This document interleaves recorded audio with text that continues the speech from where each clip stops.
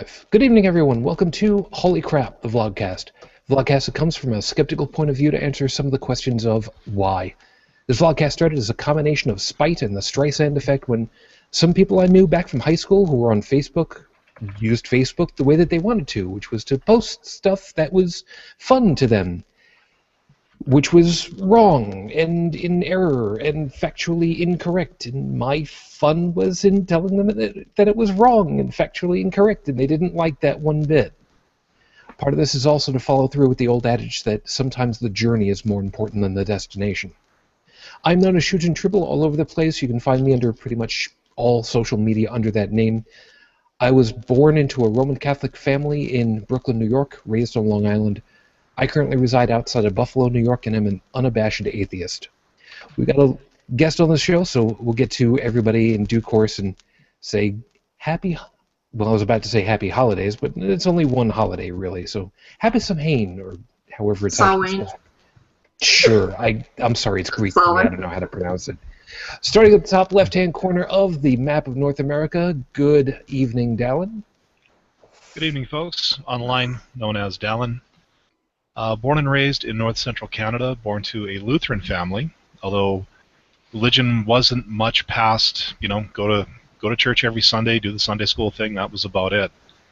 My parents always taught me to always ask questions, never stop learning, and above all, keep an open mind. And that has served me very well in my personal and professional life thus far. And up until recently, I was a very live and let live kind of guy, until I noticed that the village idiots, i.e. the fundies, who I'd always laughed at in my youth, were starting to take over a lot of things and really make waves. And I realized then it was time to take a side. And I think I chose the right side. Moving to the right into Ontario, just north of me. Good morning, Heretic Woman. Good morning. So, as I say, I'm from Ontario, Canada. I started out in the United Church of Canada, which is fairly liberal as far as churches go. But as we all do stupid things when we are teenagers, my stupid thing was to join a Calvinist sect. Really don't recommend it. So I have now been atheist for 26 years and counting. Much happier that way, and I spend all the time that I can making life miserable for religious idiots and, podcasting all over the planet, apparently. Moving to the Midwest of the U.S. Good morning, Bridget. Good morning. I am Bridget Fitch. I was born and raised in the South. Have transplanted to the Midwest, was raised Church of Christ, and went to a Church of Christ school and all that rot, and found my way out of fundamentalism in 2003. And I fight back against patriarchy and theocracy wherever I find it. Moving south of me at this point, into Pittsburgh. Good morning, Joey. I don't know what's so good about it. Don't make me answer that again. Go on. I'm warning you. I have a pen. I have a Sharpie. Get on with it. Actually, this is a Sharpie pen, so... Hi, everybody. My name's Joe. I was born to an Irish Catholic family in Chicago, Illinois. I spent 8 years in the United States military, and now I am living as a civilian, graphic designer, and atheist in Pittsburgh, Pennsylvania. Continuing to the right, into the path of the hot air coming out of Washington. Good morning on Renault Tech. You are actually with us at this point, right? Can you hear me? Yes, we can. Great, because my video is like 100 frames behind what everybody's saying. No worries. I hate my computer so much. My name is Unknown Tech. This is my cat, Bunny. And together we are atheists. I grew up in a mixed religious background. Half of my family is Christian, the other half is Catholic. For a time there, I was actually a practicing Christian. I studied several languages, right? Several religions. My apologies, the sugar rush getting to me. And found something that they all had something in common. They all had loopholes. They all had severe contradictions within themselves, let alone each other. And it all came together slowly over time. It was all crap. And I'm an atheist. Moving across the pond over to England. Good morning, Chris. Good morning, Chijin. I'm Chris. I'm currently based in the north of England. Was raised in southern England as nominally Catholic. Never really took, and I've been pretty much a lifelong atheist. Moving south through the channel over into France. Good morning, Joseph. Good morning. My name's Joseph. Currently, I'm originally from London, Ontario, Canada, currently living in Paris, France. And I'm doing everything I can to promote critical thought and independent value judgments. So, of course, that is the normal lineup for the Crap Crew. And good morning to all of you that are watching live right now, which is Beth and Katie. Thank you guys so much. And joining us tonight, which a little bit of a surprise on a couple of different levels, I'd like to extend a very large welcome and warm and dark one to Aron Ra. Thank you for joining us, man. Thank you so much. Oh, my pleasure, my pleasure. Do I need to give an introduction? I'm sure everybody pretty much knows you well enough at this point, but you know what? For the record, Mr. Rogers, would you go ahead and introduce yourself to Congress here? Okay. I became an activist when I realized that when people were bragging to me online that that their churches and their church groups, their church coalitions had effectively positioned various judges and senators and so forth as part of the wedge strategy. This was before the wedge was released in that that famous mistake that spread their agenda out. And that's when I realized that somebody needed to do something, and it just coincidentally, my angle of attack happened to be conveniently placed when it all seemed to boil down to the Texas State Board of Education, which was in range for where I already lived. So it was well timed and well arranged. All right. So, as mentioned, thank you very much for watching. Those of you that are watching live, please by all means avail yourselves of the question and answer system right here, and we'll be more than happy to get around to that stuff. If you're watching after the fact, please by all means send an email over to podcast@holycrapthevlogcast.com, and we can see about dealing with some of that stuff a little bit later. But to get things started, it is my grand hope that the guys from Barroom Atheist happen to be watching, whether live or later, because this one is dedicated to you. Your 5-minute freestyle starts right here. For those of you that do not know, Bill from Barroom Atheist and Susie lost their dad this past month. And I say they both did. They are not related by anything other than a piece of paper that says they are married. They share families because they are married. It was Bill's biological father, and we've talked on many an occasion on the show about loss.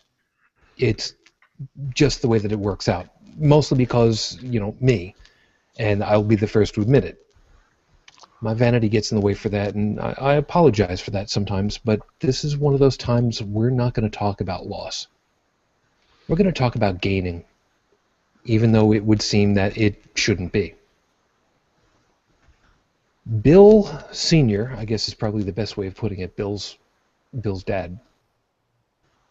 I've met him.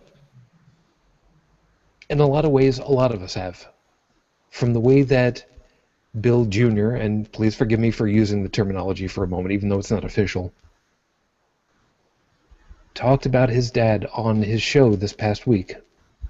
And I feel like I've met him. I feel like he is the kind of person that we all would want to be in our lives. The comforting uncle that's always there for you, no matter what it is that you need. You need to call somebody at 3:30 in the morning, who roll out of bed and just say, what is it that you need? The kind of grandpa that would be always there to tease you just a little bit because you did something stupid, and just to get you away from everybody else, just to say, I did the same kind of thing when I was your age. Don't worry about it. You'll be fine. Look at me. The person that would just say, you're good. Don't worry about it, man. You're fine. You're good. You want to talk about something? You want to give me your opinion?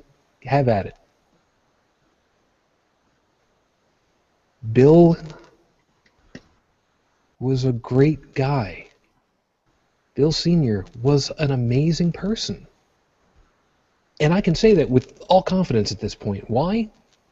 No, I did not actually meet him at a convention or go to a family function. I didn't know that he existed in any true sense of the word other than, well, Bill was alive and he's got parents, so it just kind of stands to reason. But Bill from Barroom Atheist and Susie spoke so lovingly about him. So many people spoke so well about him that it's hard for me to believe that I won't get the chance to meet him. Not in any physical sense of the word. I've missed out on that.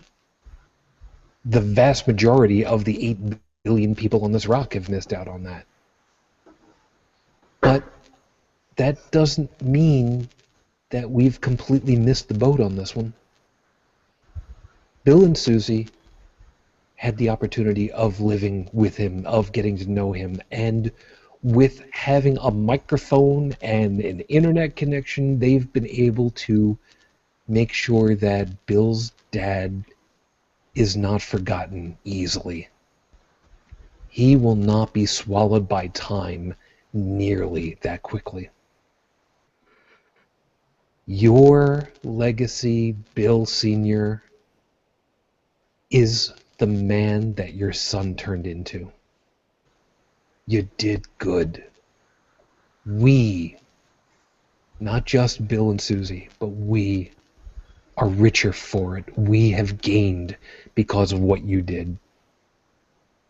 And Bill and Susie, even though you said on your show that he accepted you, it's great to know that there are people who are family who will do that, and not just family of choice. Family of blood, when that happens, is a wonderful thing, ain't it?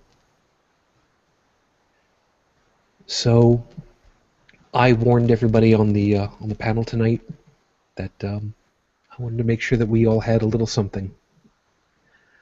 I would normally have chosen the wine that my wife and I love, but for whatever reason tonight, I decided on sake with one of the guys that was given to my wife and I as a wedding present all those years ago. To Bill, thank you for meeting us third party. Come by. Cheers.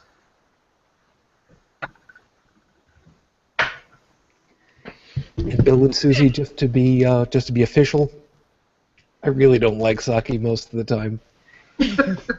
So you owe me. All right? You owe me. There's a reason I mix my rum. And specifically, just to get even with you, when we get together at a bar, you owe me a grasshopper. The best part about it is you're going to have to go to the bartender and say, he wants a grasshopper. Do you even know what that is? Just so you can watch the bartender's face. Grasshoppers are yum. They're Yes, like they are. mint ice cream. Almost. They're peppermint schnapps. Something about peppermint schnapps just puts me down. Wow. Out here, we actually have a beer called Grasshopper, so I completely lost the context there. You all disgust me. I got a bottle of tequila With your fancy, fruity mixed drinks. Look, alcohol is supposed to taste like crap. It's because you're supposed to be willing to put yourself through that bitter taste in order to forget whatever the hell you're drinking about. I guess I'm taking Joey to church next time I'm in Pittsburgh. Hey, man. Well, And if you know what we're talking about, good on you. yeah. We'll explain about that in a minute. Real quick, couple of pieces of housekeeping for the show because I had apparently forgotten once before because I didn't have my notes up. As usual, real quickly, unfortunately, we've been hearing some bad news coming out of Saudi Arabia. Heretic woman, what is the status currently for Raif Badawi? He's still in prison, and there are rumblings that they may begin flogging again. So that's really shitty. And one other quick thing, because this is something that near and dear to me that burns my butt all the time. Another Bangladeshi publisher was killed this morning, and 2 other writers were assaulted. I've got one source that says one's died. I'm not sure. But 3 were assaulted, 1 has definitely died, and the second may have also died. And they were all tied to writings of Avjit Roy and the other men who were killed. So really angers me to no end. So that currently puts us at this point, as of the recording of our show, at 3 years, 4 months, 15 days since Raif Badawi was unjustly incarcerated for thought crime. Our hopes are still with you and your family. Is there anybody that has any kind of connection to? We've all sent letters to the ambassador and all of that. I mean, apparently the only way to do anything is you can. There's a tweet address for the UK Saudi embassy, and I believe the US Saudi embassy. You can tweet them. I've done that on numerous occasions. Other than that, I have to dig it up. There was a post that came by my feed not too long ago with a whole list of places that one could try sending things to. No guarantee anybody actually listens about it, but you can do that. Yeah, I mean, over here I've written to my Member of Parliament about that and about the ridiculousness of Saudi Arabia having any involvement with a human rights panel, let alone heading it. Yeah. Ali Rizvi linked to an article that was written. Well, Ali just... Go ahead. Go ahead. That it was like a huge apologetic about, how what goes on in the kingdom, as they referred it to, should stay there and you should respect it, and we don't understand why you're giving us such, bad press or whatever. Oh, I know. To which I replied, look, pal, if we don't like what you're doing, we reserve the right to not do business with you anymore. Yeah, if only it were that simple. Well, it is now. It is now that we've got Tesla. Yeah, there is something. Yeah, Aron, I got the phone number for the local office here in Calgary, so I can schedule a test drive. One of the guys I work with actually did. He walked back into work. He had a smile on his face like you wouldn't believe. Now, all I'm asking for now is just make the price a little bit lower so us middle-class guys can actually afford one. I got a great idea for it. I mean, I designed a truck some years ago that's a really versatile truck, and the only thing that's lacking on it is that it's one of those off-road type four-wheel drives. And if you were to do a conversion to a Tesla dual motor system for this type of truck, and then turn it over to some rednecks to try out for a bit, imagine something that you're normally getting about 2 miles a gallon, but you don't have to feed the beast. You just plug it in, and you have instant torque, 800 horsepower, 700 to 800 horsepower, and instant torque, and you don't have to feed it. So what would happen to the oil industry when Joe Bob gets an opportunity to explain word of mouth on? Well, hell, that truck whoops ass. I'm suddenly hearing. I'm suddenly hearing a parody of those old Folgers commercials. We've secretly replaced the diesel engine in this truck with an electric one. Let's see what the reaction is. Well, I live in southern Maryland, and we have one person in the area who has a Tesla, and he gets asked the same question every time somebody gets a chance to ask him the question. I heard those batteries are expensive and they have to be replaced really, really quickly. And that's what's going around preventing people from looking at Tesla. And this is, yeah, this is that's nonsense. Yeah, you know that, and I know that. It's what's being spread by car companies. Yeah. Because I actually work with a guy who used to work in a car company, and he's heard people working for car companies actually tell customers that. Yeah, the worst part is not the whole thing about everybody complaining that the batteries are going to be changed all the time. The worst part is trying to fit in all the 512 micro USB connections to get them charged every night. That's the pain in the ass that I'm trying to deal with. So I want to see if somebody would actually believe that too. You know, it's funny. You know, Aron just mentioned what would happen to the oil industry, and I think about what's going on up here right now. I mean, I live in an oil province. You know, some people have actually called Alberta the Canadian Texas. I've heard that a number of times. Yeah, and of course, you know, dirty oil aside, thanks. Right now, of course, oil is not the best commodity to have right now.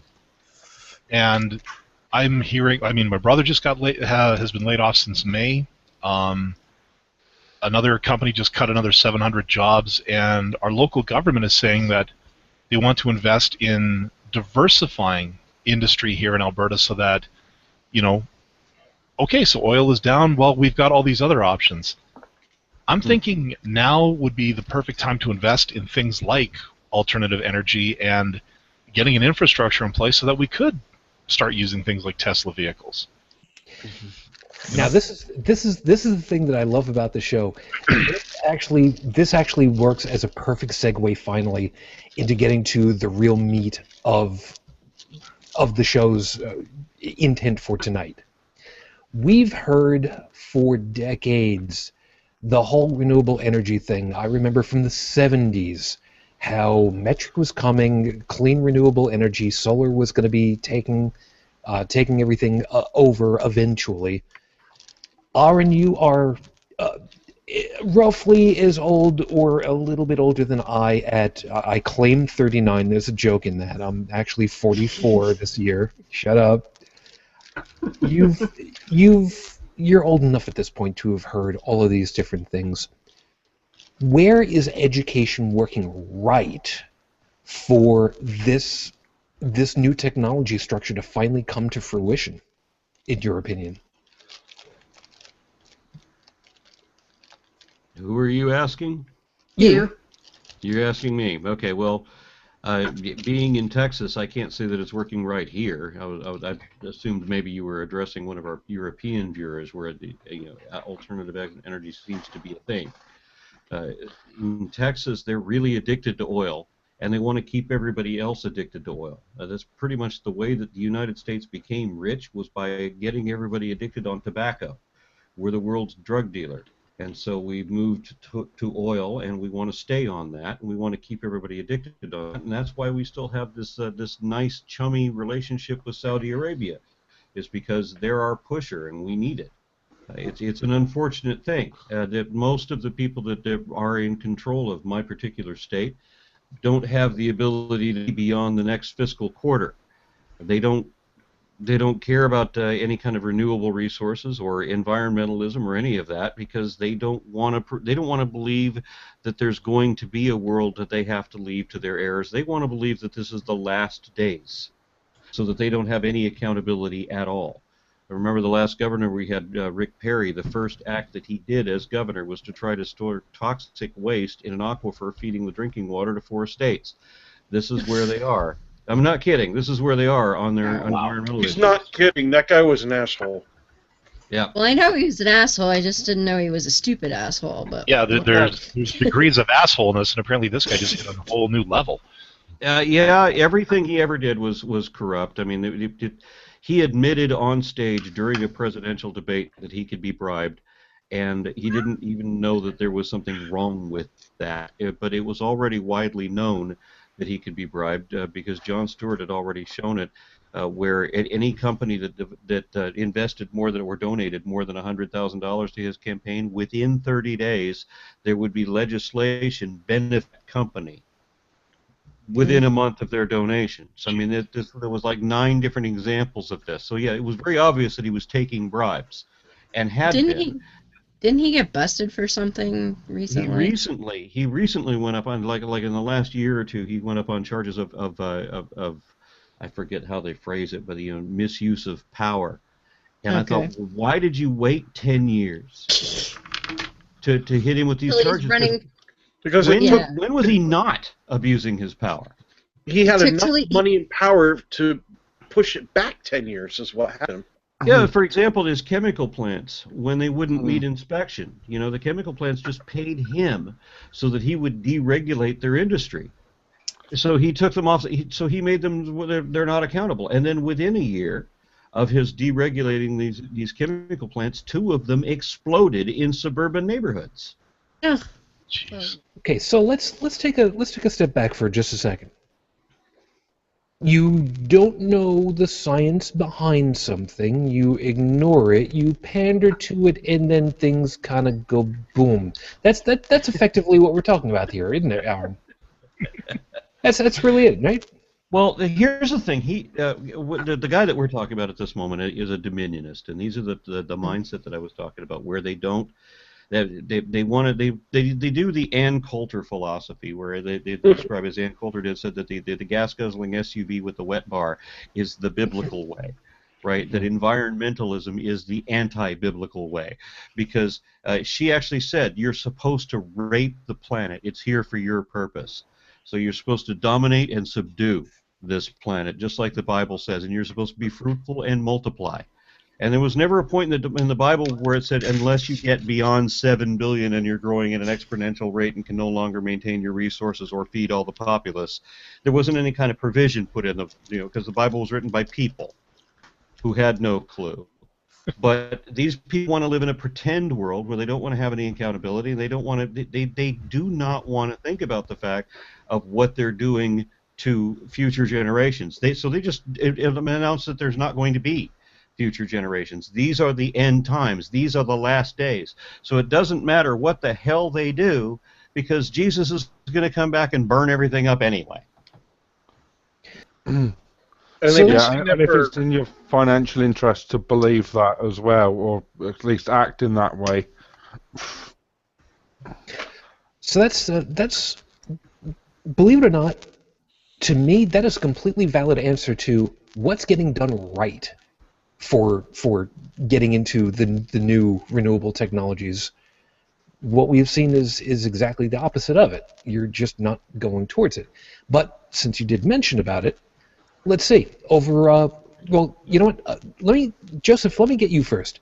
As far as renewable energy sources like solar panels, that's something that I'm seeing popping up a lot over here in the rural Buffalo area. For Paris and such, have you noticed anything like that? Solar panels on tops of houses or in fields and such? No, there's just talk about covering the top of buildings in greenery, but France is running on nuclear power, so the solar panel thing is happening more in Germany than here. Yeah, I do remember about the nuclear power. If I remember right, is running close to the 50% point, I believe it is. For you, More than that, yeah. I think about 70% of all the power here is nuclear. Wow. And we're actually, France is exporting to Germany. Germany stopped their nuclear power production, but they're depending on France a lot, which is kind of ironic. Would it be very wrong of me to say I'm very happy for that? I mean, I'm not nearly as close to them as you guys are, so maybe a black humor for Halloween, I guess. Yeah, on that note, I'd like to throw in, I used to live in Las Vegas, Nevada.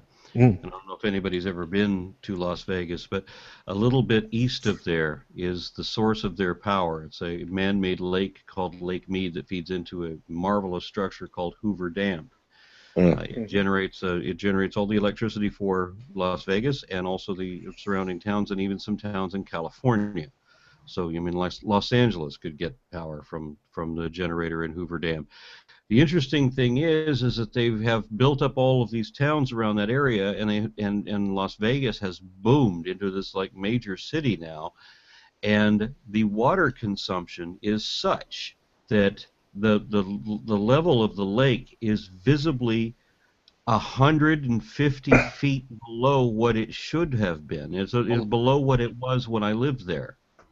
And it's going down, obviously. There's no way to... The only way to save the water level is to kick everybody out of the area because they're all living in a desert. Where the hell is all of the water coming? All of the water is coming from Lake Mead, which is all of the power is run by water turbines, and with it doesn't have to go much further before there's no water pressure anymore. So let's back this up just a second, because what you're talking about, I remember that there is, I forget the design type that's called, but there is a huge field out that way. Oh, by the way, I almost forgot. Xenotrobos, who is watching right now, commenting over in the Q&A, said very quickly for you, hello, Aron. I'm a big fan of your work, so I wanted to... She's somebody that I actually do know personally, so I figured I'd give her a real quick moment over there for you. Oh, thank you very much. That they have this huge field of mirrors that are all reflecting up into a spire that is boiling water and generating steam and powering electricity. I forget what the thing was called. There's a couple of fried birds every once in a while, but what are you going to do? And chicken wings. Glad someone else said it. I was going there, but I'm glad someone beat me to it. Somebody well, you know me. Somebody who's currently residing outside of Buffalo. Thank you so much. I appreciate that. So there are plenty of opportunities for there to be clean energy. It's not too terribly difficult, and the all right. Back me up on this one. I know, Aron, that your specialty is not necessarily in mechanical engineering and such. Mine really isn't. I think it's pretty much junior high school level knowledge that the first steam engines came out of ancient Greece. I mean, the first demonstration of a steam engine, how it operates. As far as I know, it was in the 1700s before it was put into practical application to actually do anything. That's correct. It was the Greeks had a couple of demonstration pieces on there that were used as like sideshows or whatever, but for any kind of practical use or on any scale, yeah, it was sort of 1700s. From that moment, steampunk was born. Almost. We had to wait for the reminders at that point. But we did find out that steam power was able to do an amazing thing. Chris, England, the rail system in England is absolutely massive, and that all sprung out of that whole system. I mean, you guys have got the rail system out there is absolutely amazing to me. And remember, I'm originally from the New York City area, so you guys are covered all over the entire country with access, more or less. Yeah. Over here, maybe it's a case of not appreciating what we've got compared to some other places. But from what I've seen of pretty much everywhere in Europe, rail,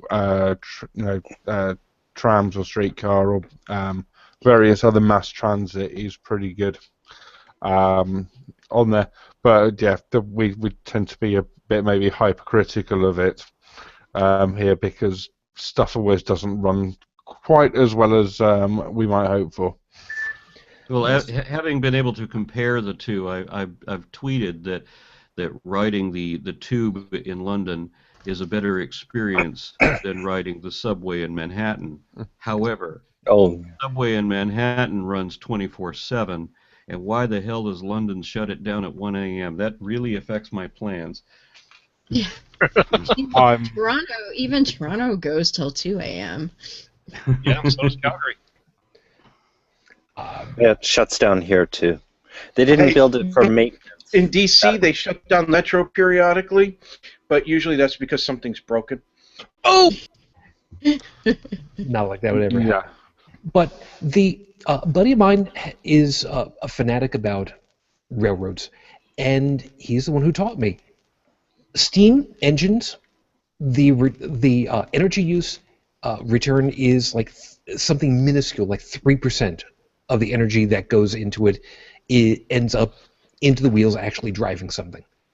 All right, let's assume that that's accurate or somewhat accurate. Some of the best stuff that we've got now, as far as to renewable energies for solar, are eking into the 13% range. Okay, you've got wind is practically, well, I don't know what the percentage would be, but it's got zero output as far as to, bad stuff that goes back into the environment, like extra steam, other than production itself of the material. Solar panels, the same kind of thing. Why? Okay, let me just open this up for a second, because I know the question that I want to ask, but I'm not sure how to ask it correctly. Where should we be looking for material knowledge, material science knowledge, for making things cleaner for everybody in general? Opinion from anybody at this point, because mine is NASA straight away, because I'm a child of the 60s and 70s. What the hell do I know? And Tech, welcome back. Well, you know what? If I can jump in, sure. I would say for these things, future thing is that there's been so many big projects, things like that have come out of the space programs and other massive engineering project, technology developed for the military and other massive projects. But there's also those things that we use every day on there, things like milk cartons or whatever that were developed by just one guy working working as part of a small team or alone, and so it's perfectly possible for someone to come up with a cleaner version of any kind of product that we use every day that could have a massive difference, and for getting benefits like this is, I think the more people we get with a good education in sort of critical thinking and the sort of science and engineering subjects, the more likely we are to have these kind of benefits and these kinds of things that can often come out completely out of left field. And so far, what we see is we've got 7.5 billion people, or 7.3 billion people, and climbing exponentially. We've got in, like, the Alaskan fishing industry, for example, they've had to shut off fishing every other year because they're allowing more and more ships out every year, but they were bringing in collectively less fish. What does that tell you? These are alarming figures, just to realize that there is a finite. That it's not infinite on any of our resources, and that's going to be a problem as our population keeps exploding. And then everybody wants to have their 3 whatever acres of land and their 69 Oldsmobile Cutlass, and they don't care about any of the repercussions of what happens to generations down the road. It doesn't matter when you imagine that the Earth has only existed for 6,000 years, and you're the reason the universe exists because everything was invented for you, and that once you die, then the universe will go away with you. So it doesn't matter. But the reality is that we've had, like, petroleum and such for, we've been building up the stockpile of it for hundreds of millions of years, and now we've used up almost all of it in a single century. What happens for future generations 2 years on the road when they want to make something out of plastic? They're simply not going to be able to do that. We have the capacity of running electric cars. We have had for a long time, and people tell me that electric cars are all weak and everything. And I go to the San Francisco subway and I see their electric trains, and there's a hell of a lot of power going through those electric trains. So I know that the electric motors are capable of a great deal of power, but they don't want to use those. Now you compare those to a jet, a passenger jet, hugely efficient means of travel. There's no way to electrify that. Why not at least allow the fuel that the jets are going to need to be reserved for the jets and run cars on electric. Wouldn't that make sense? But nobody wants to think about there being a future. I'm sorry. I don't know if you happen to know it, but you're reminding me of a scene from the movie from 1987, Running Scared. Guys are up on the elevated rail, trying to track down a guy. Cops, don't hit the third rail. There's electricity in there. How much electricity? How many watts or how many volts? It doesn't matter the volts. It's the amps that's going to get you. How many amps are in the third rail? Enough to push a train. So, now, where I live, obviously enough, as most people would know, we've got Niagara Falls. Niagara Falls has been a gravity generator. I mean, that's the only way to really describe it, really, if you get right down to basics, for a long, long time. And it's a simple setup. Energy generation is a very simple matter when you really get down to the basics. You take a magnet, you spin it, you got coils to collect the energy that's moving through from the field. It's the particulars on how you're making that work. Anybody could come up with a better design if they were to try. If you had something that was able to work through. But for the most part, we've got most of the basics down. So why change something that's working? I think that's one of the biggest problems that we end up running into, which is exactly what you're talking about, Aron. We've got such a dependency on something that was from 18 oh crap, now I'm trying to remember. The petroleum started 1860s, the first well, I think, something like that. It sounds about right. I think our biggest obstacle is, the people who just want to keep the money flowing into the same pocket.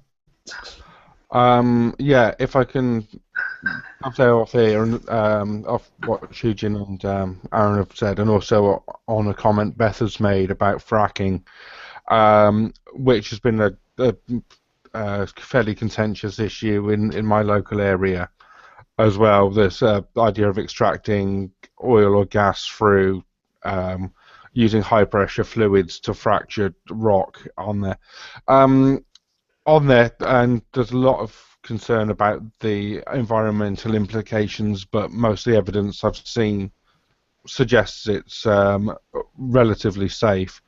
My problem with it is the mere fact that various big oil companies are now looking at fracking, because it is massively hard work compared to something, the image you may have seen from any number of films set in Texas, where you basically dig a hole in the ground and oil comes out. The fact that they are now desperately trying to find sites in which they can set up a massive engineering problem and do this is simply because they are running out of places where oil just comes out of the ground, and it is getting progressively harder and harder to find oil. And these companies know this; they know that it's running out, but they're just going to ride the train as long as they can. Yeah, well, here in America, they argue that there's no such thing as climate change, and that human activity has no effect on the climate. The climate is not changing; it's getting colder instead of getting warmer. And while at the same time they're denying this reality, they're also acknowledging the fact that the Arctic Ocean is no longer blocked by sea ice, and they use the excuse that God has opened up a new means for them to drill for more oil. Now, it's funny you should put it that way, because this actually is one of the things, like I was saying, I love how these things end up playing through, because now we can actually segue into a piece for the second half of this that really comes into your ballpark at this point. The creativity that has come, as much as we don't like it, from the fuel industry, of discovering, okay, what if we go down deeper and break up the plates and fracture them and have stuff moving through? Okay, there's dubious quality of life that can problems that can come of that because you're artificially shifting tectonic pressures and such, and this geology, and go through high school earth science. And yeah, my daughter's learning some of this stuff. She's 13. She's in 8th grade, and she's getting to learn about all this stuff. So where, again, it's another one of these things. I know kind of what it is that I want to ask, and just how to ask is the way. Are you going with what situation we might be in if even half that amount of effort had gone into something that's long term would be more positive? Sort of. I want to go with Aron. One of your big things is critical thinking. You've done a lot of videos on that, breaking stuff down, explaining how things should work, and being on various different shows, and your ability to talk through stuff boggles my mind a lot of times because I'm really late to the game. How can you see, or have you seen, that critical thinking, skepticism, and working through problems to come through to the end game of what a question could be? How much creativity have you seen people exhibit from going through and saying, okay, here's the problem, here are the pieces of the facts, okay, we need a new answer because where we're going has not worked so far? Yeah, well, the culture that I'm in currently doesn't admit that there is a problem. They make up their own facts, and they make up their own statistics. I mean, I'm sure you've seen the GOP thing about Donald Trump and Ben Carson, that not one thing that either of them have said in their whole campaign has been correct. We are in a culture where, and this is literally true, we're in a culture that makes fun of genius, that ridicules and denigrates science, and all they care about is hunting, fishing, and football. And there is no appreciation or respect for academics. For, well, I don't need none of that book learning because I got common sense. And everybody that argues for common sense doesn't actually have what I would recognize. It's amazing how uncommon common sense really is. Yeah, we need to stop calling it common sense. The answers to some of these problems are just terribly simple if you can recognize that there is a problem in the first place. But in some cases, and when we're talking about climate change, and when we're talking about global population rates and so forth, then the answers get a little scary.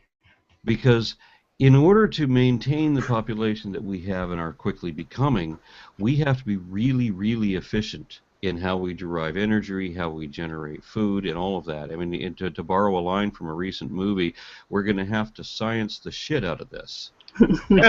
And we're not. We're just pretending there's not a problem. And that's going to make a really bad problem very soon. It's like reproductive issues.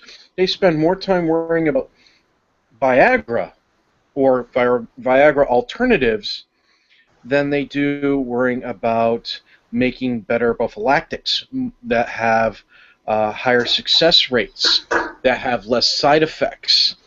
They spend more time with these medicines that have a long list of nasty side effects. It's like, oh, look, I'm taking a medicine for my diarrhea. It may cause diarrhea. We ignore the obvious problems and try to make everything into some kind of pill, whether it's a physical pill or a proverbial pill. Okay. Oh, look, we have a problem with our drinking water. We'll just bring in, Niagara's water, or we'll bring in out-of-state water instead of worrying about what's causing the problems with our water. Like, I've been up to various parts of Pennsylvania where they had fracking going on, and you turn on a faucet to wash your hands, you suddenly think, I just went to the bathroom and I think my hands are cleaner than what's coming out of the faucet. That's a problem.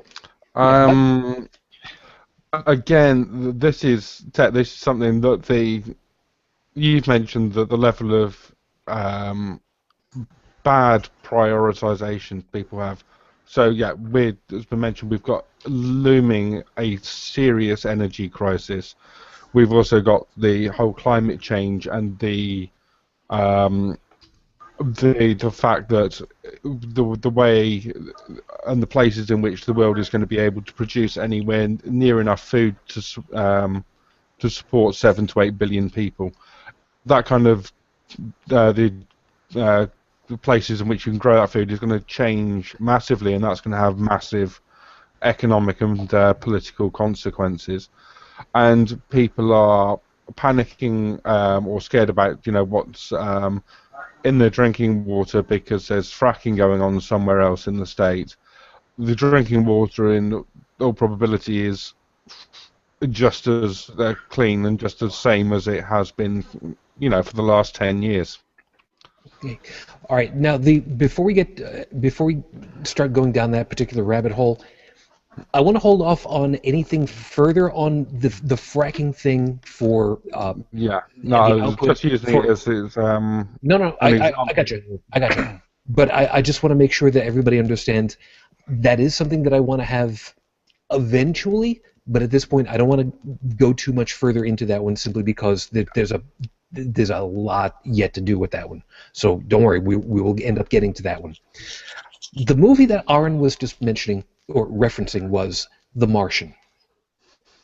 I think that is going to be a real good piece to come into at this point. I have seen it. Aron, I'm assuming that you have also had the opportunity of seeing it. No, not yet? Okay. Anybody else on the panel had the opportunity of seeing it or reading the book? I've seen it. Okay. Not yet. Okay. Real quickly, the line that Aron was quoting, I'm going to have to science the shit out of this, ended up playing as part of the green screen trailer, meaning it was approved for all audiences to see. And this was something that surprised the hell out of me and my daughter, because we both looked at each other and went, wait a minute, this is playing for like movie theaters and everybody's seeing this? This is on the green screen. What's on the red one? The funny thing is, I saw one of the trailers actually, I saw the trailer on the theater website. I watched it again just, to make sure that I got the right one. And it had actually been redubbed to say, I'm going to have to science the hell out of this. So, I'm not sure when that happened, but... We will see. The bottom line of it is, though, and this is where I really want to get this going at this point. This particular story, guys left behind... Spoilers, by the way. Guys left behind on Mars. He didn't die. They thought that he did. But he had to figure a way of surviving for 500 solar days on Mars for a rescue attempt to even get his way with 30 days worth of supplies.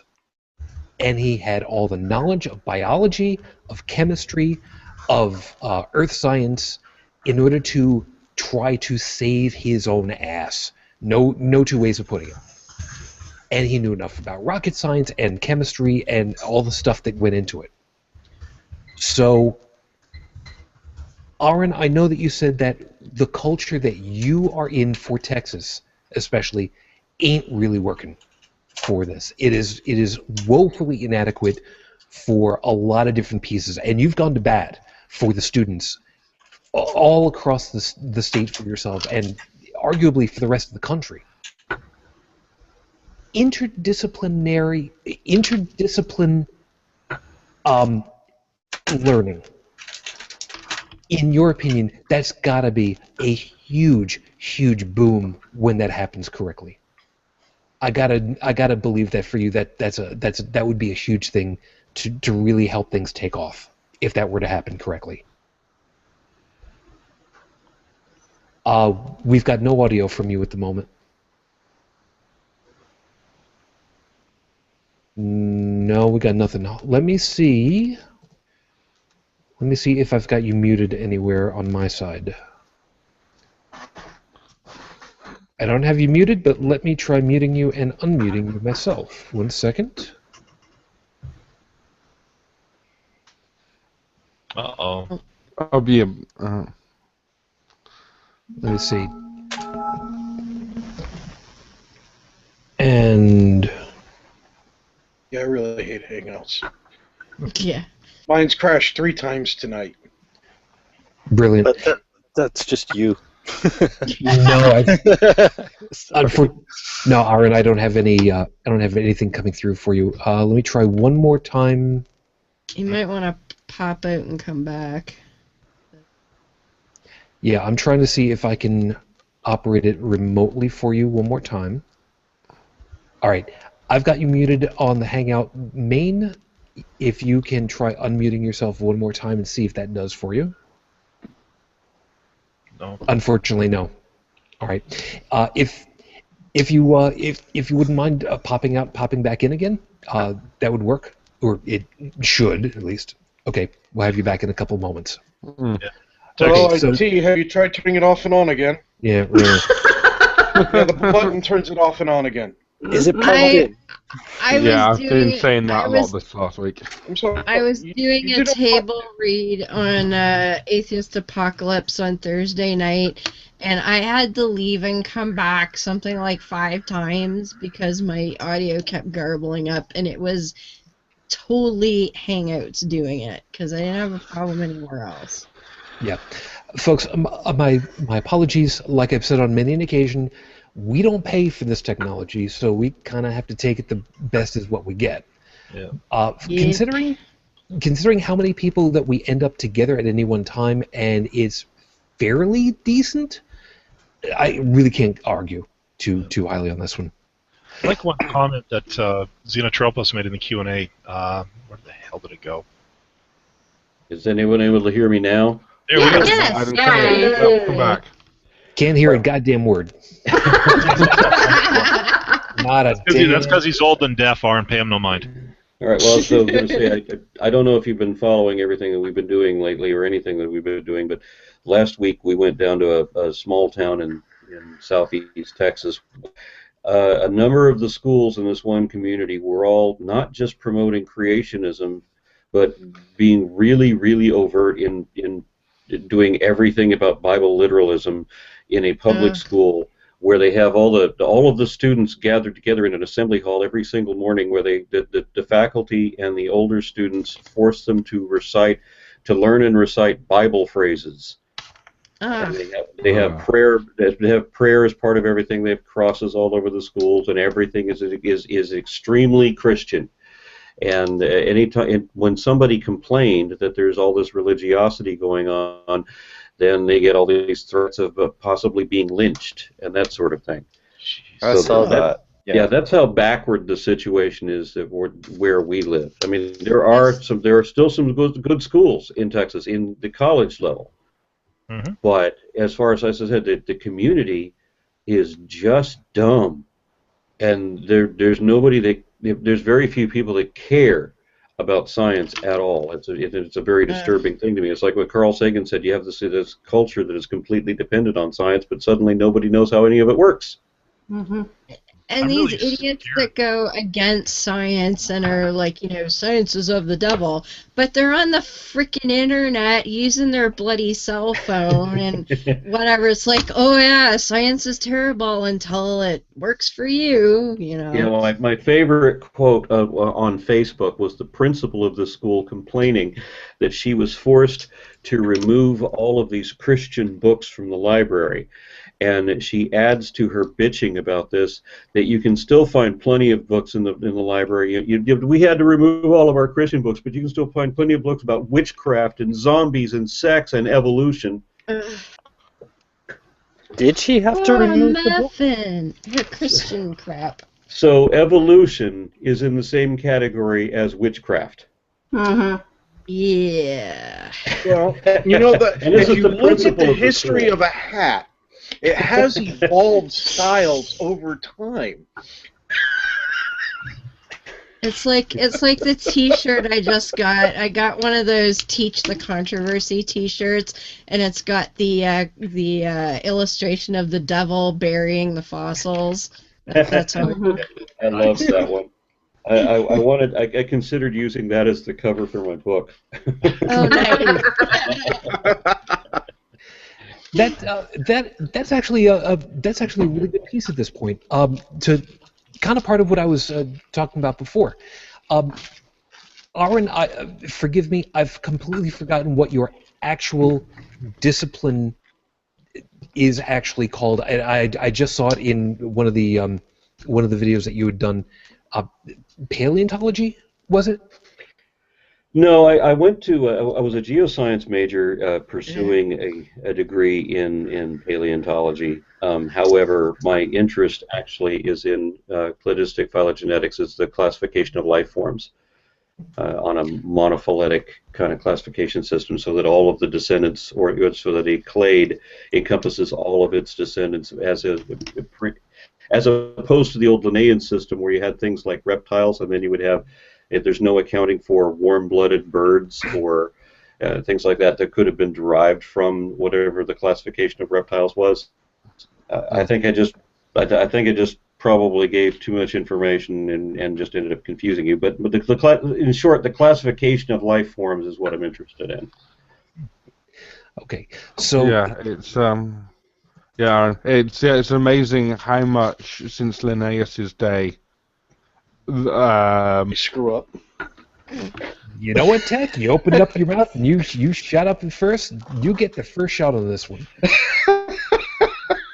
So, possible creationism, homeschooling.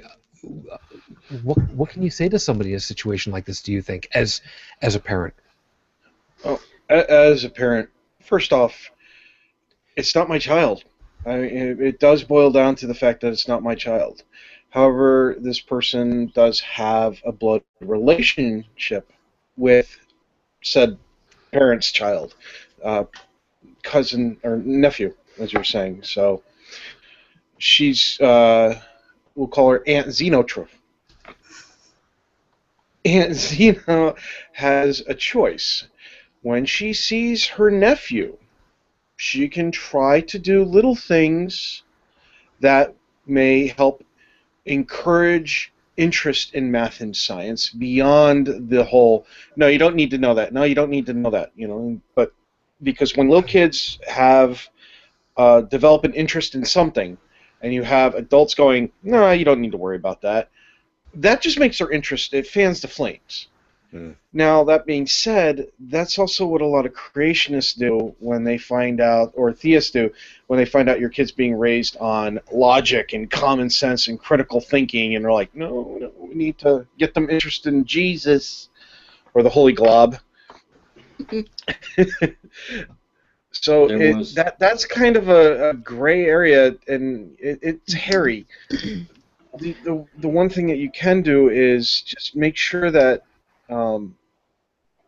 if I don't know where Zeno stands on this. If she is an atheist or an agnostic, secular humanist, whatever the case might be, and her sister is not aware of this, then that could make for some hairy situations. However, if her sister is aware of Zeno's current mental state, where she is in terms of her thoughts and everything else, and she still allows her to see her nephew,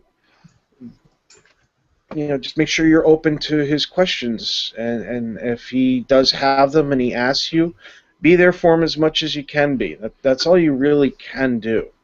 But don't try to take him off and do those things that we yell at theists for doing and get upset at theists for doing and even take them to court for. You can read about it. Well, it's important to know. It's important to know that there is no truth to creationism at all. And so, if we're talking about like a pair of siblings and the sisters talking, then she should be able to communicate with her sister about, okay, well, is this what you're teaching them? I mean, and be able to correct some of these falsehoods, and if she needs help with correcting those falsehoods, I've done a series dealing with the falsehoods of creationism, and also my wife and I have done a series of educational videos, classroom supplement videos that we have on our Living Science channel. If we're in a homeschool situation, these follow the national science standards, the next generation science standards, and these are actual lessons to be used by homeschoolers or in public schools at the teacher's discretion. She's welcome to use those. They promote evolution where necessary. That's very cool. Yeah. I do have a question for Aron. What's that? I know that in Texas, the official GOP platform does say that they discourage critical thinking and higher order thinking skills, and that just totally blew my mind that that was part of the official GOP platform in 2012. We are having an issue here with some of the schools that teach the International Baccalaureate programs. The locals are trying to get them shut down because New World Order and Agenda 21 and all this other stuff. What would you advise as far as like me as a parent with a child in the public school system? How should we fight back on that? I'm not aware of what the Agenda 21 is. It's some conspiracy whack job thing to where the global citizenship is trying to brainwash kids because of the Antichrist coming and one world government and all that. And Agenda 21 is a non-binding treaty to where people will try to reserve resources and do things that are environmentally aware, and you can Google it. Okay. Well, what I've noticed here in Texas, there are people who homeschool their kids because they want to prevent their children from learning forbidden knowledge, and then there are people who homeschool their kids because they know that the education system has been so compromised that they're not going to get an in-depth or appropriate education, at least on some subjects, unless the parents do it themselves. And famously, everybody knows about the situation with science and teaching creationism in public schools. We also have the abstinence-only program where they don't teach sex education, and they've created a negative feedback loop because they don't allow abortions either. They don't teach about contraception and all of this, so we end up having the nation's highest rate of repeat teen pregnancies. That's what a huge disaster that is. And then also in social studies, they've rewritten history so that it looks like all of the ethnic references have been removed and slavery has been downplayed, and the Trail of Tears wasn't such a bad thing because it drove all of those Indians to Christ. That's the way our textbooks are describing it. So the public education that we're getting, the way the textbooks are written now is really, really bad. There are a lot of people who homeschool their kids for secular reasons, to give them a better education. In your situation, I can only say that being an involved parent is the best thing that I can suggest. Not knowing anything more about your situation, I mean, just don't. I don't know that the textbooks you're going to be using are going to be as bad as what we're using, or what other things are going to go on in your schools, but just being involved is the best advice I could give. Okay. And I wish I had something better, but I don't know enough about your situation to comment on it. It just trips me out that the International Baccalaureate programs are good, and I think most colleges in Europe require children have those to go to college. And it seems like if there's anything that is pro-learning here, pro-education, the locals hate it and they want to shut it down. Now, where are you in Canada? You're in Alberta? No, she's in Indiana. Yeah. And you're in Oh, I'm sorry. I thought you were in Canada. Why did I think she was in Canada? No, I'm the Canadian. And I are the two hosers. Yeah. And Joseph is like half hoser. So are you in southern Indiana? Yeah. Yeah. Yeah. Oh, goody. Good. Lucky me. So you're down there by the Creation Museum. Okay. Yeah. Yeah. I guess good luck with that. Yeah, Indiana is not one of the high-ranking states as far as education goes in the United States. It's not as bad as Texas, Alabama, Mississippi, or northern Florida, but it's not Get great. there. Mhm. Yeah. You know, let me take it back for a second then to kind of the top of everything that we ended up talking about. Where have, in your opinion, or with whatever metrics you've been working off of, what areas of the U.S. have been showing to be strongest at this point educationally? It's difficult for me to say which ones are the better ones. All I've seen is listings of those that are worst. California is generally higher than most other states, to my knowledge. Even though I lived in California and I know what a deplorable situation a lot of the California neighborhoods are. Everywhere that I lived back then was like I lived in basically, I grew up in a Cheech and Chong movie. And yeah, it's hard for me to imagine. It's hard for me to imagine the schools being that great. But when I got to Texas, I was taking classes in high school that I had already taken in middle school in California. So Texas was like 2 years behind California. And as I said, I've only seen listings for which ones are the worst. Louisiana and Tennessee, as you might expect, are both teaching creation full-on in all their public schools, legally, somehow. They've found some loophole enabling them to do that. Yeesh. And yeah, and there's a whole lot of other states, Indiana included, where there are some schools that have found a loophole in the biblical, using the Bible as a reference on historic culture or something like that. Yeah, I've heard about it. And what they use that for is to teach the Bible as, instead of teaching the Bible's historic significance, which it does have historic significance, but they're teaching it as historic. So they're teaching the Bible as history, and going along with that is the actually happened. Mhm. Yeah. Well, between that and the voucher programs, and the vouchers are only good for Christian schools, they're starving the public education system here and putting people towards using vouchers to go to Christian schools. Yep, and that's only part of the problem. I'm sure that was deliberate.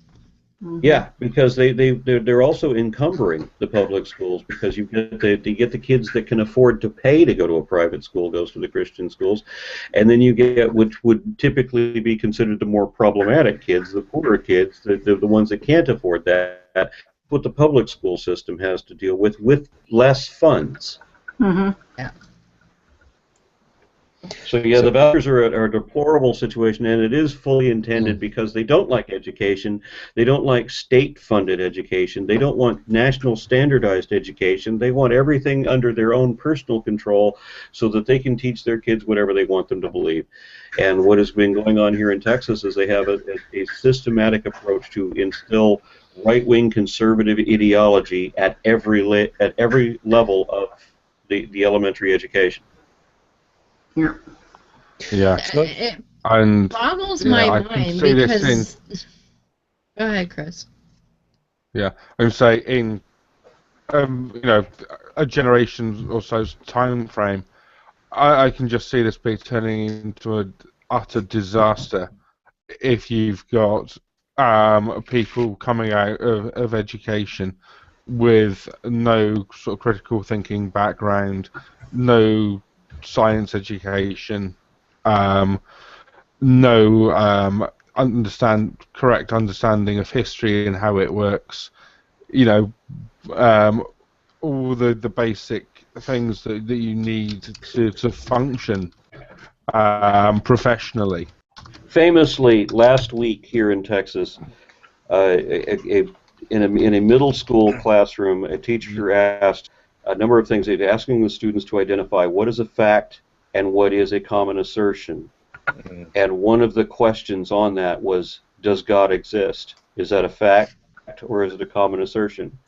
And one of the little girls in the classroom took huge offense that the teacher didn't just accept that God exists is a fact. And everybody in the classroom is arguing that they're told by their ministers that God exists as a fact, and they don't know what the hell a fact is. So the girl ends up testifying to the school board that the teacher is trying to tell her that God is a myth. which isn't actually what happened. She's just trying to give him to distinguish. A fact is something that's demonstrable, objectively verifiable. Mhm. You can't do that with God, And if you look up the word myth, myth wasn't actually brought up, but God is a myth by definition. If you look up the definition of a myth, it includes God. If anything that involves a God, basically, is a myth. So, but in her case, she was only talking about a common assertion of things that can't be proven. And I would love to be there that moment that the little girl that gave the testimony finally figures out that the teacher was right, if that day ever comes. But as we just demonstrated, nobody in the class has any understanding of critical thinking, even to the point of being able to determine what is a fact and what isn't. A fact is just whatever you want to believe.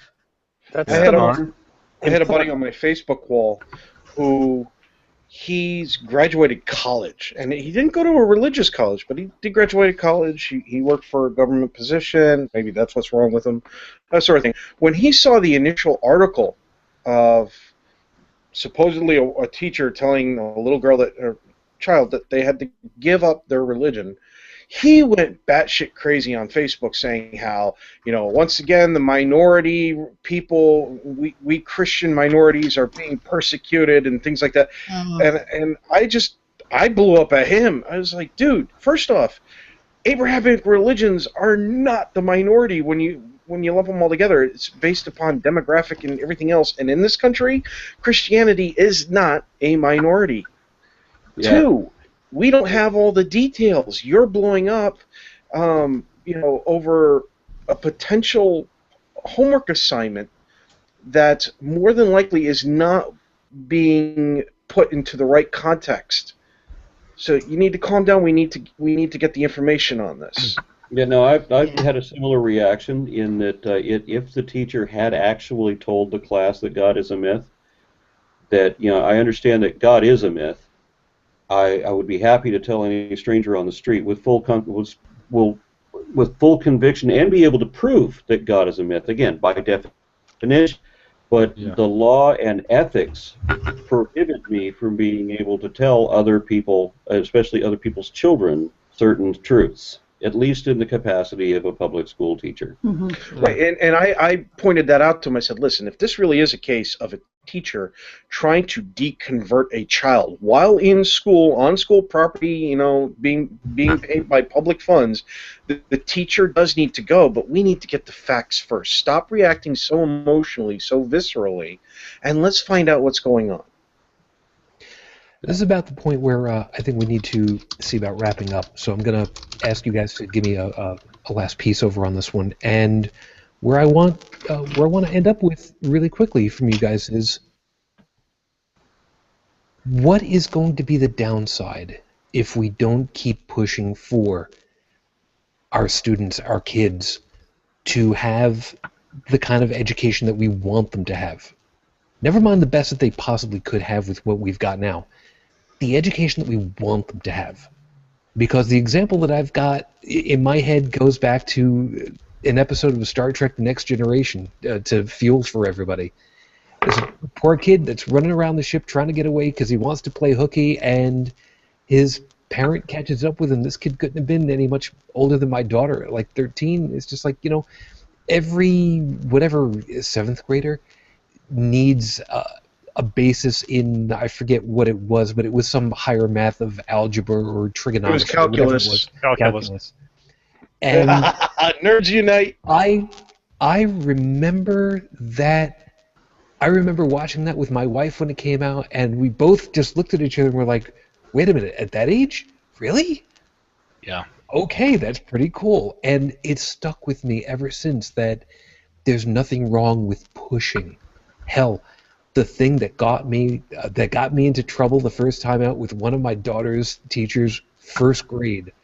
I taught her multiplication and long division, and her 1st grade teacher at parent-teacher conference night told me, "Don't do that. Let me get him to at least start with short division before you go into the long.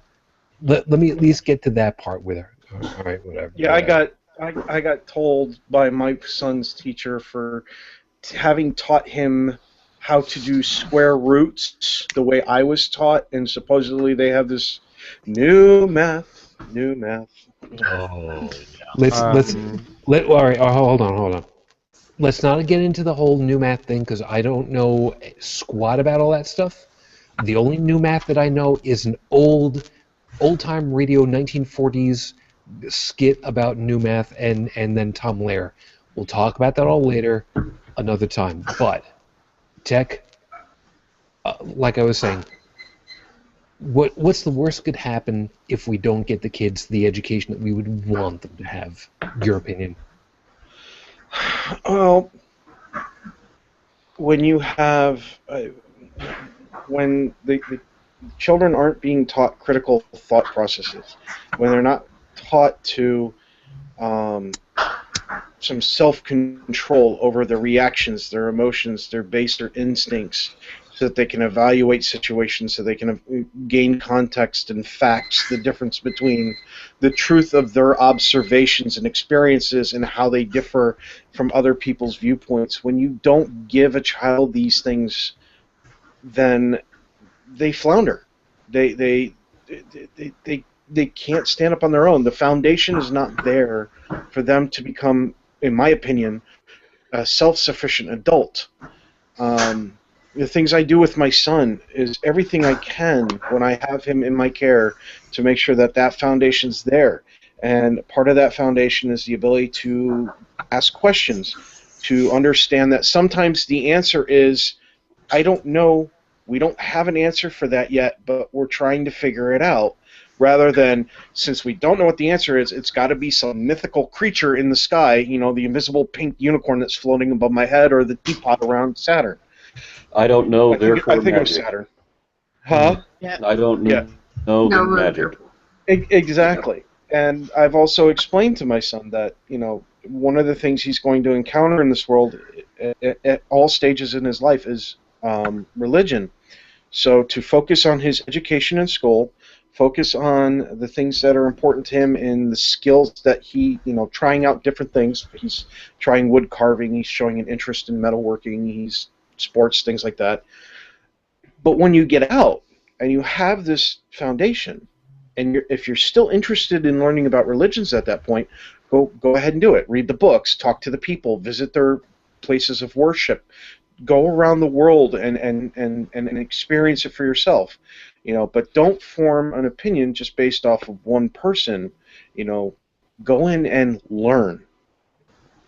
And I figure with the foundation that he has, whatever opinion he comes up with will ultimately have been thought out, reasoned, and scienced the shit out of it. It's teaching kids to question that is the most important thing. I mean, a kid should know that he should question even what you're teaching them. And I think that's lacking in education, because the education today, it's a largely obey to succeed model.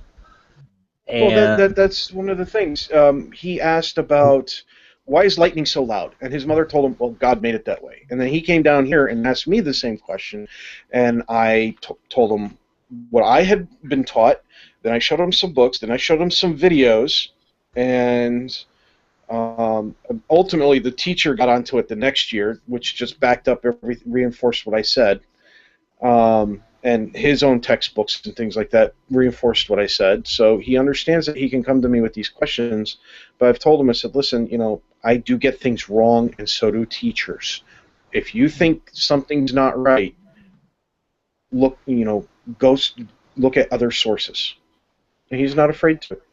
You get him to look into it himself, and he can verify for himself who's telling the truth. And but if we don't do this for our children, we're going to go shit down the tubes. The whole world will.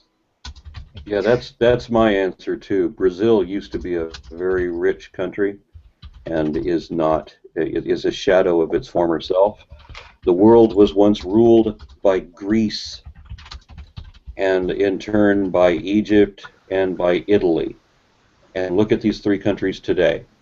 You know, a lot of people want to think that America rules the world right now, and the reality is if without Without the occasion, we're going to go the same way that Greece and Rome and Egypt went, and all of them collapsed for the same reason that we will collapse. Yeah. Mm-hmm. Government collapse, outstanding debt, more people in poverty than ever before.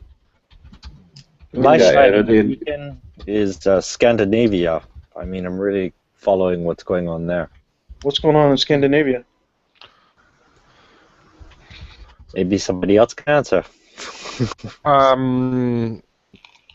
There's a lot of stuff going on there. Scandinavia, a lot of it is very secular, and things like the way, say, education and prison systems work, healthcare systems work, are massively more effective and respectful of people as human beings than you get even the rest of Europe, and let alone the kind of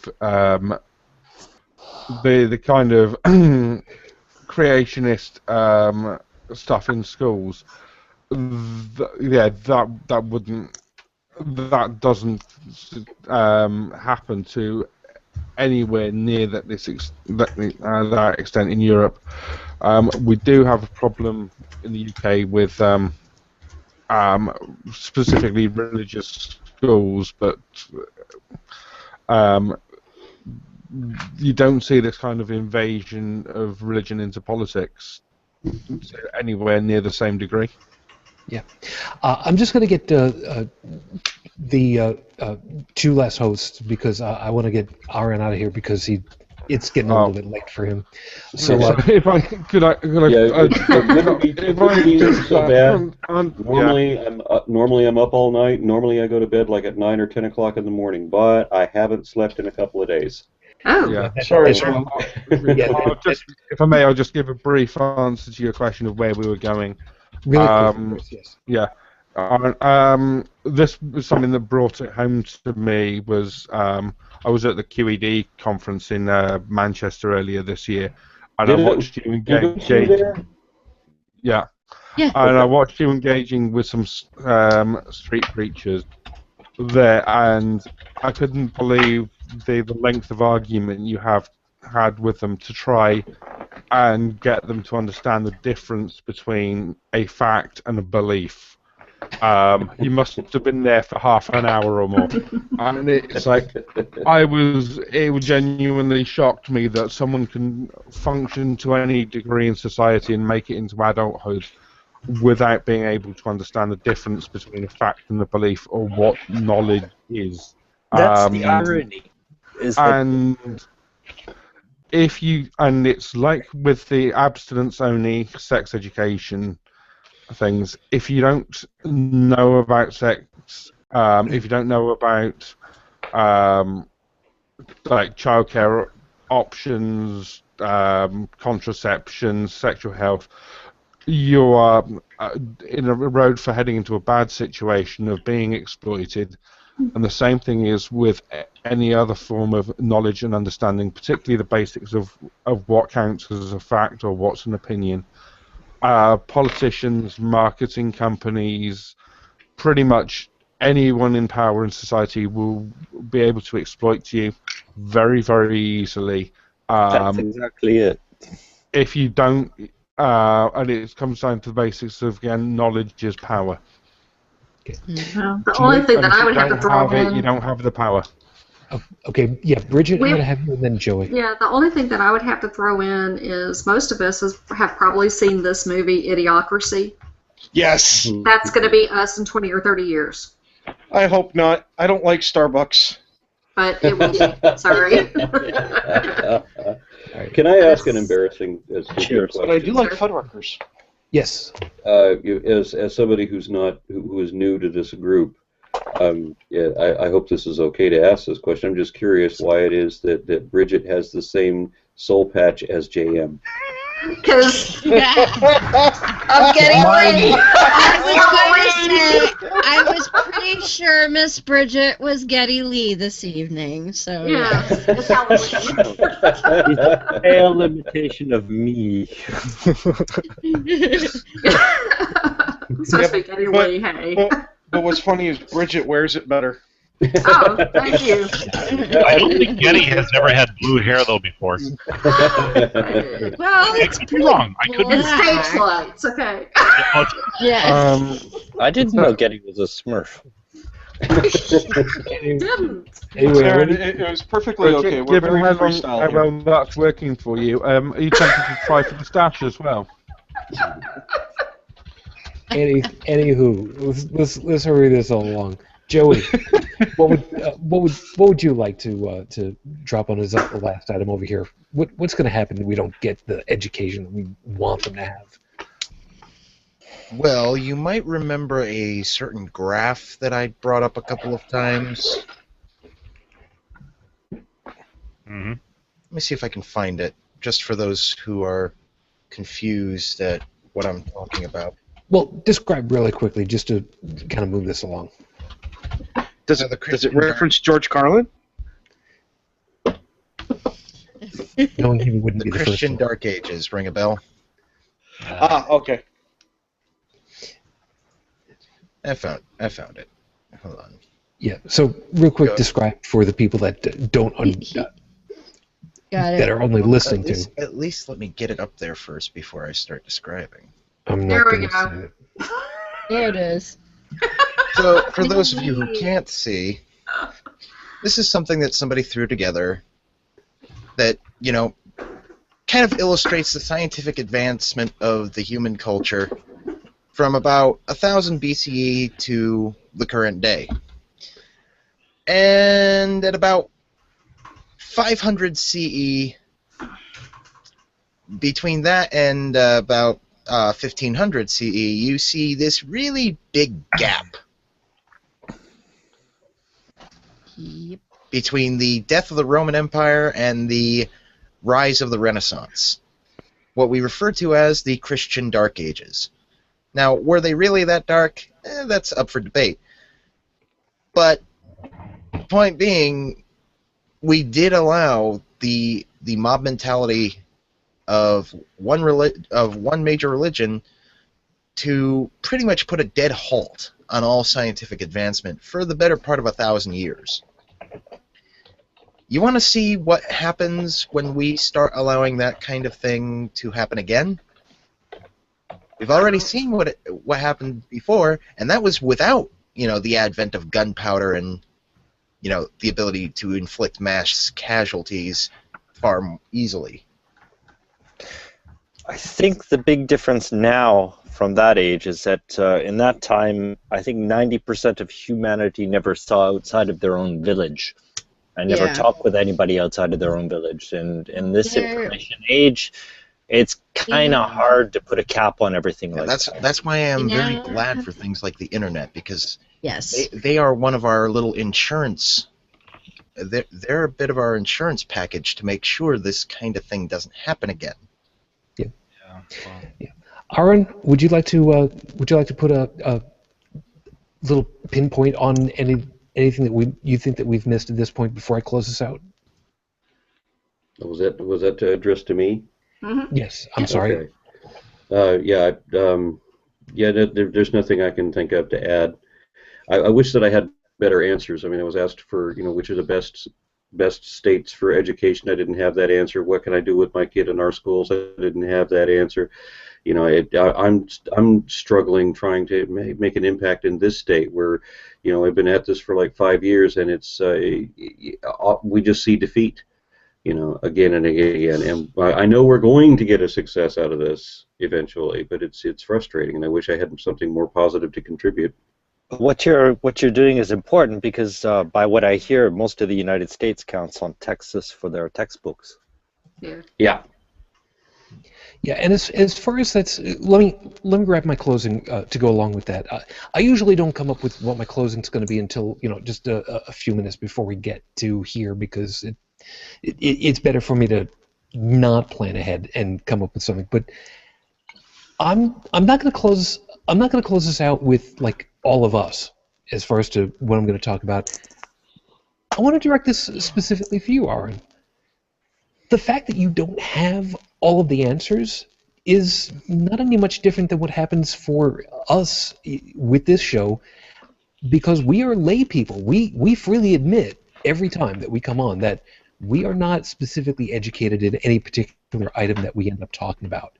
We've got our perspectives that are vast, varied, come from different political areas, from different geographic areas, and because of that, collectively we get the opportunity of sharing that information and seeing what it is that we see from different angles. Somebody's going to see something different that's going to be helpful for somebody else. You go looking for animals in the bush, you got 4 different guys at 4 different places. Somebody's going to see something different and can let you know. And the fact that you don't have all the statistics on a whole bunch of everything else, I'm not going to hold that against you. Shit, I'm not going to expect you to have everything. We don't. And we've got access to 1,400 times the possibilities that the Library at Babylon could have ever aspired to. And I think that's a piece that we all need to remember for later as we go through. Our education doesn't stop when we get that piece of paper. Our education goes on and on for the rest of whatever until we no longer can process.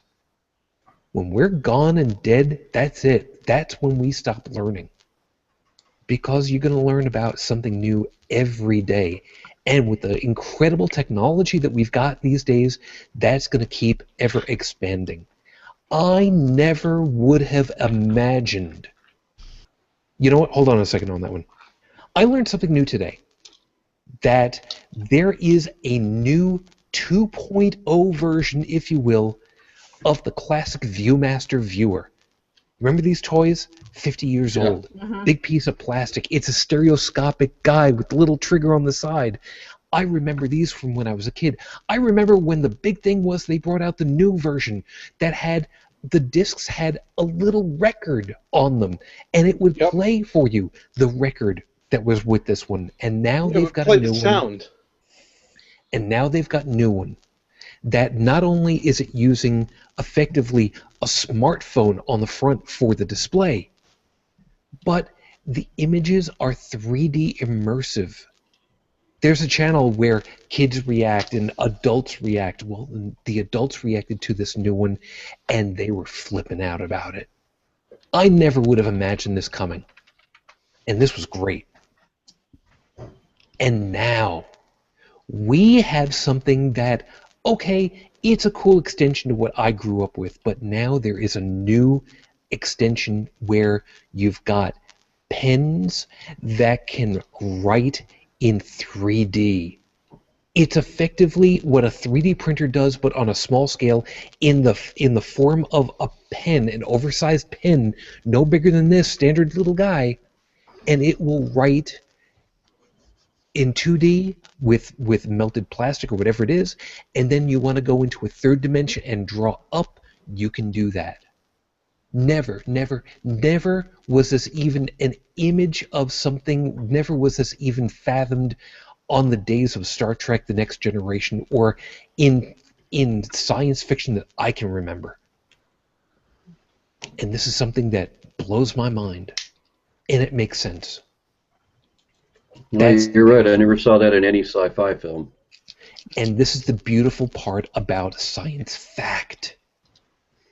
Because science fact, just like the universe is not only stranger than we have ever imagined, it's stranger than we can imagine.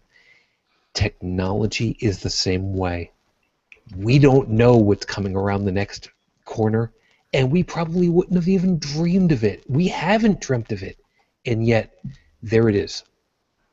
And for $200, you can have the ability of drawing something in 3D.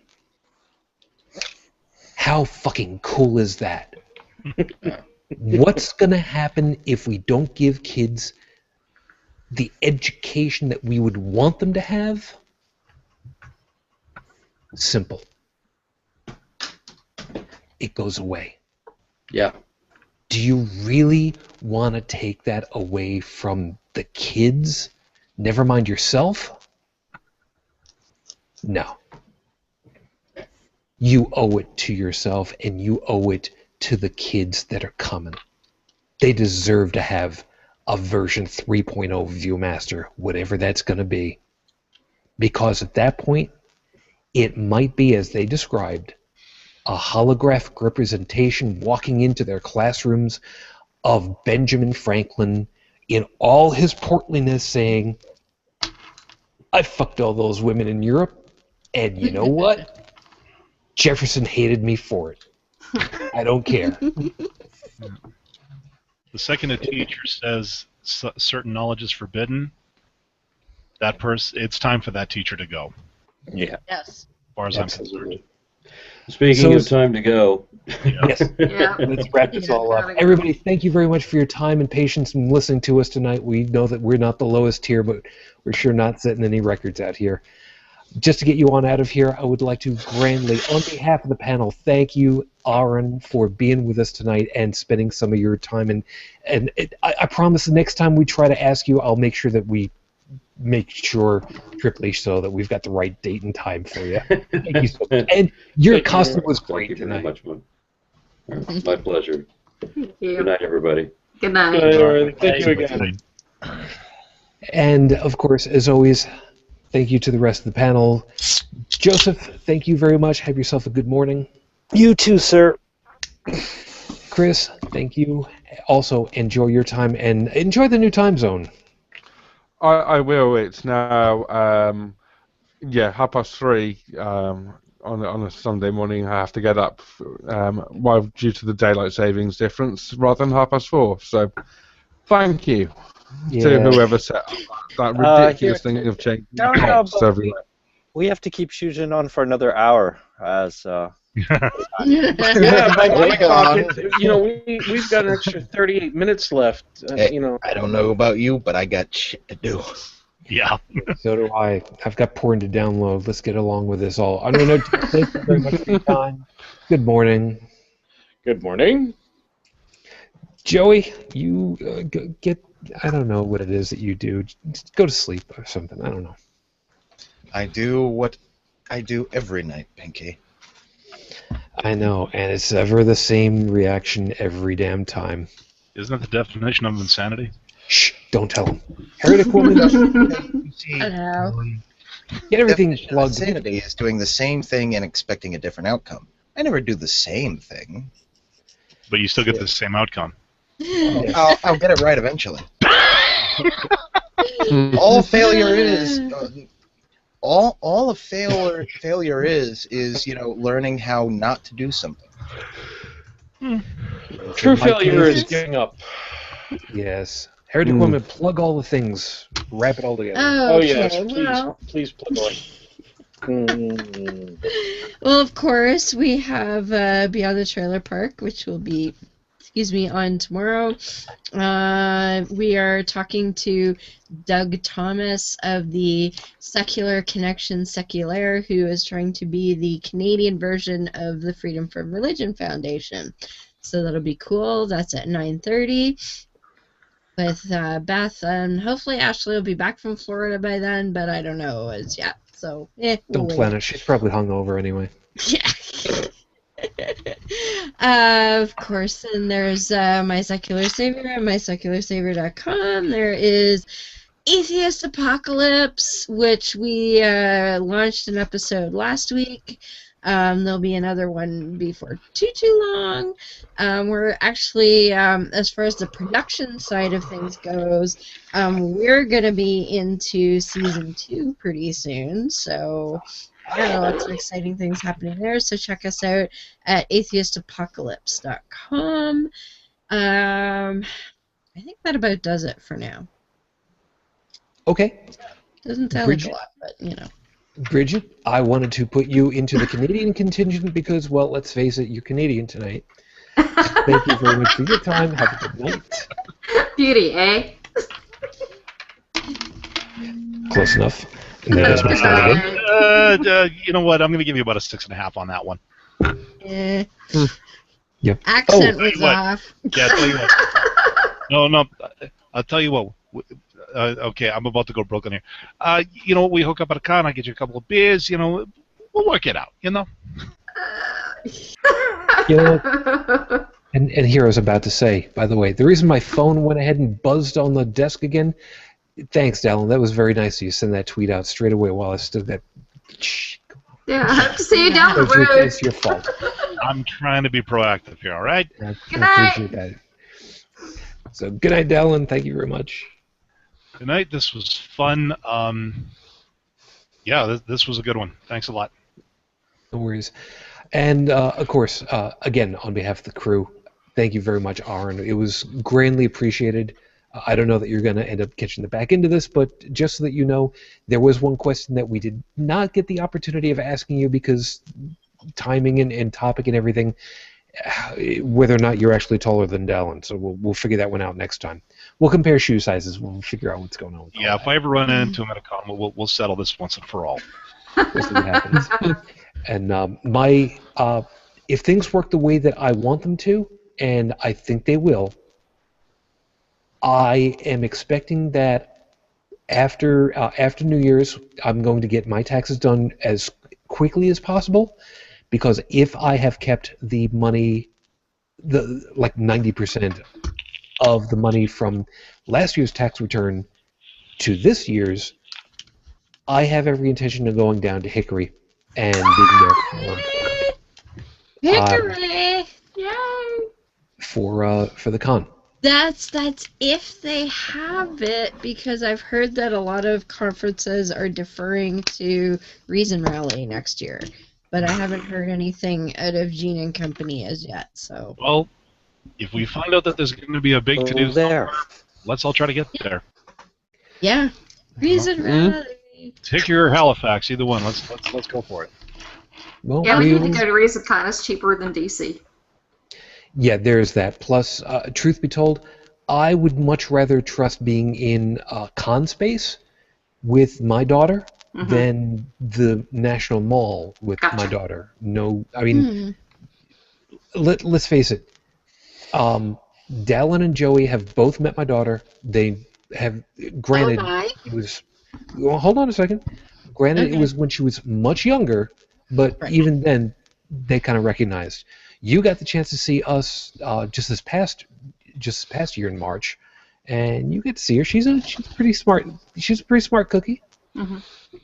So you know, it's kind of like the difference between taking her to the Fernal Equinox, where there's 1,000 close, warm, personal friends, versus Anthrocon, which is 6,000. No, that's not going to have happen.